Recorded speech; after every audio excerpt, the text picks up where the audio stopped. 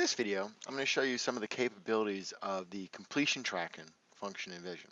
Completion tracking is a new function in Vision, and it's actually a pretty powerful tool to use when you're starting to make that migration over to online learning.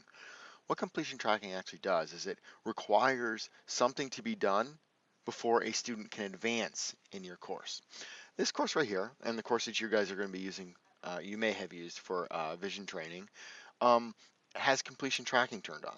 You'll notice that there's these little check boxes on specifically identified things that these tasks must be accomplished in order for the student to advance on in your course. You'll notice typically these two boxes look different. This one has check like dashes around it, while these two do not have the dashes around it.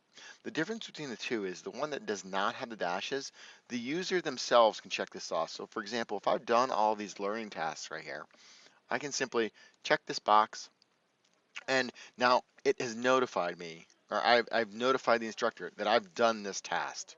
And this checkbox up right here, you notice that it has the little dashes around it.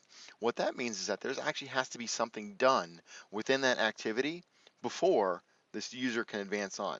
So one of the things it could be is that if at the end of a particular topic, you could have a quiz where the students have to get a grade before they can advance on in the course. You can also set it up so that there's a discussion board and a student has to post and respond to somebody else's post before they can advance on. It's a great way to force users to do certain tasks prior to moving on in the course. So you'll notice right now this course ends right here at the check for understanding.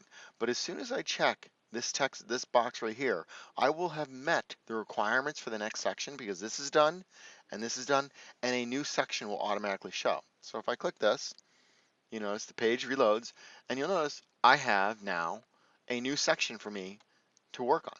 And again, I have some more stuff that I have to do. I have to check on this box, say I did that task. Notice the next section didn't show. It's not because I have not hit all the requirements. The next one I would have to do is I actually have to post in this discussion board in order for this to be checked and me to advance on. So there's some really cool functionality that you can use in completion tracking. It's really just how you want to set it up. You can use completion tracking all the way to a certificate, which is what is at the end of this particular course here, where they've met all these standards. And once they've met all these standards, you're providing them a certificate for validation that they have done all the things in your course.